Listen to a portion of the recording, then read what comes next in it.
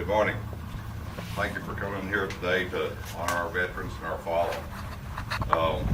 Unaccustomed to public speaking as I am, I decided to read a short article. The article was published in 2002, but it really relates back to an incident in 1952, 60 years ago. The article was written by Sandy Wells, who's a staff writer for the Charleston, West Virginia Gazette. The title of the article is Flight Through Time. Edith married Kenneth in 1943.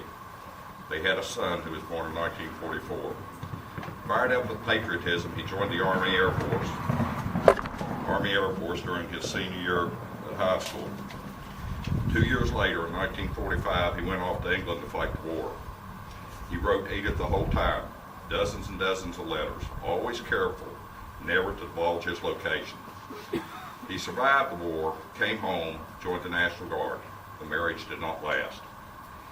They divorced. A couple of years later, he remarried.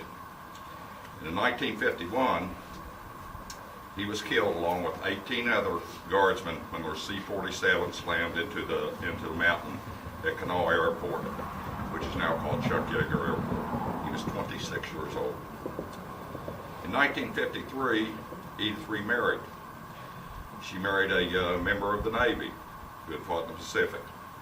She kept her first husband's letters stashed away in a cedar chest.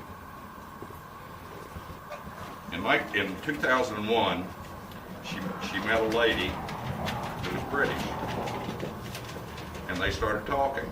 The lady lived there in West Virginia. I sat beside her, said Edith, waiting for a ride. She was from England. We started talking about marriages. I mentioned that my first husband was killed in a military accident in 1952. She said her husband was in the same National Guard company. He was scheduled to be on that fatal flight, but didn't end up on the plane. The irony about that is the National Guardsmen were at Fort Knox, Kentucky, and a friend of theirs was killed, was a test pilot, was killed at Eglin Air Force Base in Florida. There were two plane loads that took off to fly to the funeral of the memorial service in Charleston. One plane load turned back, the other one ran right into the mountain, killed 19 service members. That was the first coincidence. She told the lady that she and her granddaughter were planning to visit England. The scare about hoof and mouth disease at that time postponed the trip. She didn't know it then, but the delay allowed time for destiny to work. One day as she was emptying her cedar chest, she ran across her first husband's letters and the flag the military presented to her son. After almost 50 years, she had no idea she still had them. The postmark on the letters indicated that he was stationed with the 44th Bombardment Group. Still, she didn't know where. There's no postmark on the letters. Then the idea struck her. Wouldn't it be great if she and her granddaughter, Heather, could visit the airfield her grandfather occupied in England during the war? But first, she had to find the location. Learning from the letters, she saw that he had served with the 44th Bombardment Group. She turned to the lady. The lady worked for a man who served in the Air Force in England. Through the journals he received, she discovered the 44th Bombardment Group planned a reunion in Louisiana. The information included the name of the town in England where the group had been stationed, Shipton, Norfolk, East Anglia.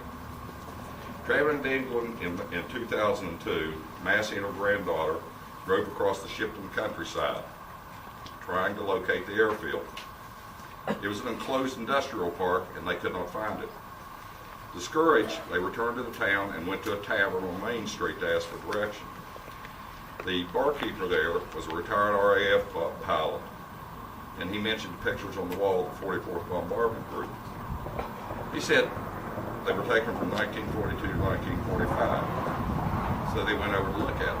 The actual truth of the story is Edith's quite a talker. I know her well. And she can yak her head off, okay? And she went in and she mentioned that her husband had served over there. The bartender said, well, did he shoot pool? She said, oh yeah, he shot pool. Did he drink beer?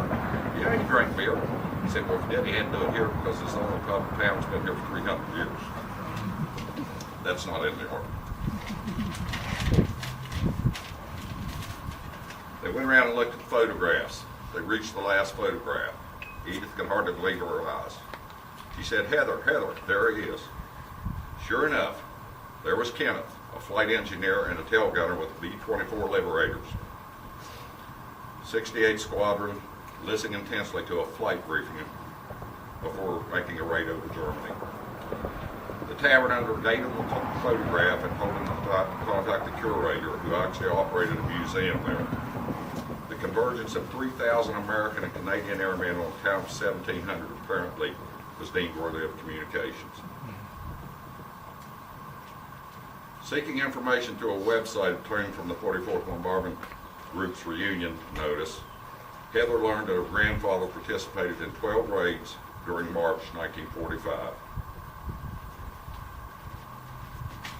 Kenneth Amy was my father. I was 7 years old when he was killed. So I really don't remember many things about him, but I do remember the night that he was killed. Edith is my mother. Heather is my granddaughter. Memorial Day really means something to me. Thank you.